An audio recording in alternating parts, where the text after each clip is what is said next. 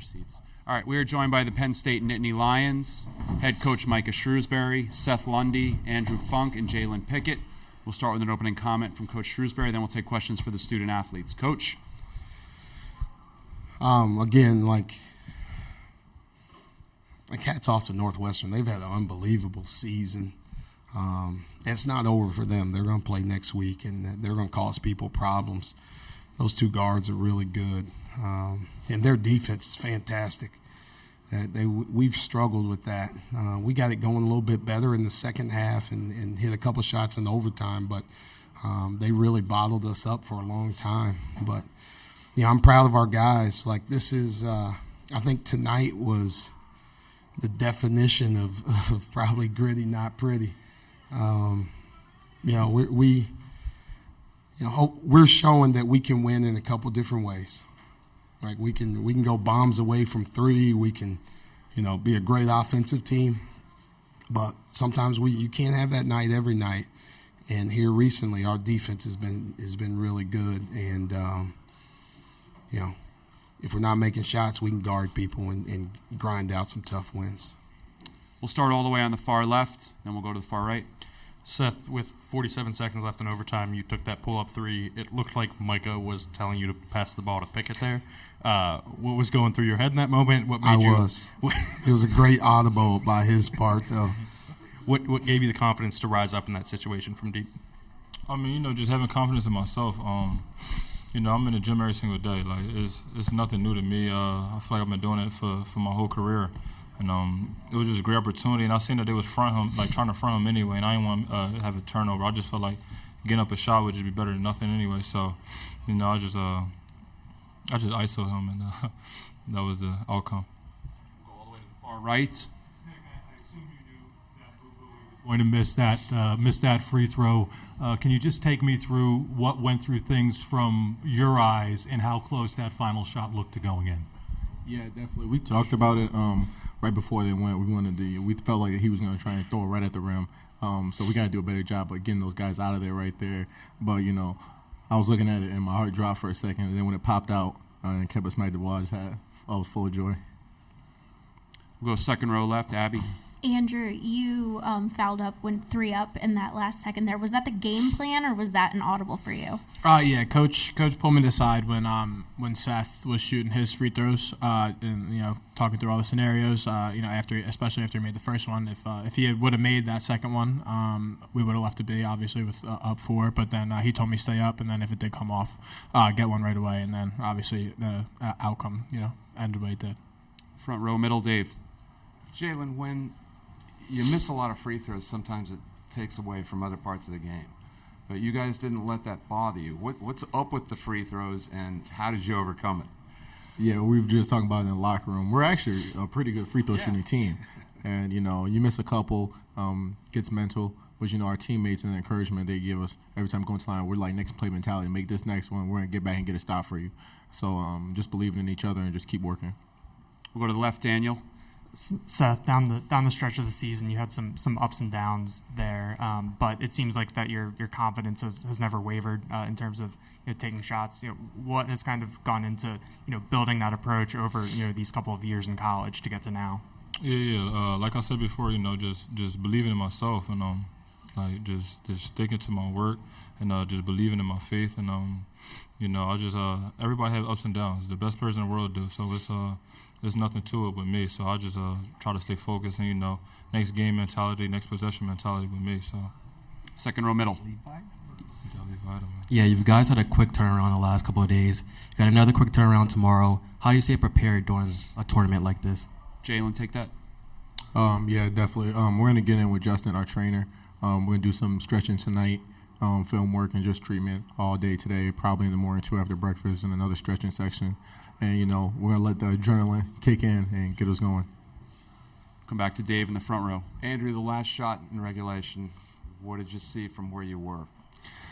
Yeah, man, it looked good. It was, I was having flashbacks to last week after it didn't go. I guess I owe them one. I owe my teammates one at the end of regulation there. But Cam made a great play. Drew 2 defenders. Freed me up a little bit, and I'm gonna let it go when I'm open. And it felt great off the hands. But then, even going into overtime, I felt great about the group that I was going into the last 5 minutes with. Absolutely, yeah, just a little bit long. The pick said that adrenaline kicking in a little bit. So, all right. We'll come all the way here on the left. We'll take a few more for the student athletes. Funk, it looked like you were attacking closeouts more this game. You had a little more confidence off the dribble. We saw you again shush the crowd today. Do you feel like you're hitting your shot at this point in the season with your confidence and with how you're playing? Yeah, definitely. It's kind of been that way all year with running me off the 3-point line. Honestly, something that I need to do better in knowing when to shot fake and when to attack closeouts. But like you said, I think I did a good job with it today. I kind of got in a good flow with it. Getting that M1 out of halftime, it gives me confidence putting the ball on the floor. So I think picking my spots, with the guys around me, has gone a long way, and definitely finding my groove in terms of how we're all playing together.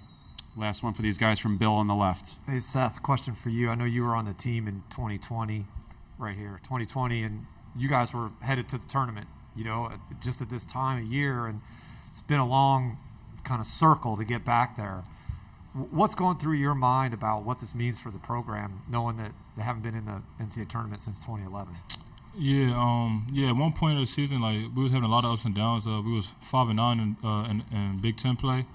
And I just talked to my team, and I remember that feeling about to go to the tournament, and I was just saying to myself I can't go out without getting that experience, and we just fought every single day. In practice, we just had a different mentality. We really believe in each other, and we know that we're a really good team when everybody's locked in and focused. And ever since then, we just been on a rampage to just get better every single day and just go out there and play with confidence. All right, you guys can head back to the locker room. Reminder, Kanye Cleary is available in the breakout room. We'll continue with questions for Coach Shrewsberry. If you have a question, please raise your hand. We can start with Bill again on the left-hand side. Micah, I just wanted to ask, I vividly remember sitting in Indianapolis last year and listening to your post-game press conference after the Purdue game, and you did not want to leave that podium. It was I think you talked for almost 18, 20 minutes.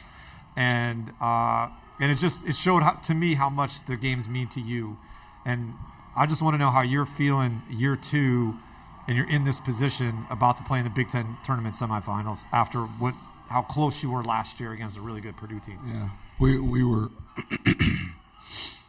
Press conference is so long because I'm long-winded too. It just I can't stop smiling sitting here. I'm enjoying every moment with this group. It's so fun to be with them. They prepare the right way. We weren't at our best, and you could tell early, in warm-ups. Our coaches are I don't know if we have it tonight, right? Last night was really emotional and how we won, and it's quick turnaround. But they dug deep and they found it, and I'm just having a blast. I'm having a blast, and pinching myself. I'm man, we get a chance to play tomorrow. We're in the semifinals of the Big Ten tournament, a tournament I've been watching as a little kid, and now I get a chance to coach in it. In the middle, second Coach, row. Can you just talk a little bit about Kanye Cleary, his poise as a freshman, and how he's kind of added a new wrinkle to your offense as of late? I tried to get him in early, all right? Just we needed a little bit of a spark. I didn't think we had it early. But trying to get him in early, and he's such a change of pace guard, especially the Pickett, right? It's like the tortoise in the hare out there. He's so fast, he can get to the rim, he can attack, right? Sometimes he doesn't always make the right play, but his heart's in the right spot, and he's learning, and he's growing, he's getting better. So we need him. He was big time for us, 10 big points, attacking the rim, getting baskets when we needed it. And I think that steadied us. I think it gave us some confidence to continue to play. And it gave me confidence to keep him in tough situations down the stretch. Second row left, Abby. Coach, you had 15 turnovers in today's game. It's a season high for you guys, and they scored 23 off of that. How many of those were your just simple errors, and how much of that was them just really being solid defensively? It's an area we have to clean up. We haven't been great here in the last, I don't know, probably 4 games or so. We've really turned the ball over a lot in the first half. Then we've been better in the second half. This time it continued. But they're good defensively. They cause you problems. Their hard hedge, drags you all the way out the half court. Then you're trying to make passes, through long arms with guys ready to rotate. They fly around. They come over and they trap the box. They take charges. Like, they're a well-drilled defensive team. They probably caused a lot of those. Dave in the middle. I don't know how many times I've written must win since the end of the at Maryland game, but this must have been like pushing a boulder uphill forever. Now, what's it feel like to be able to exhale, because you really can now?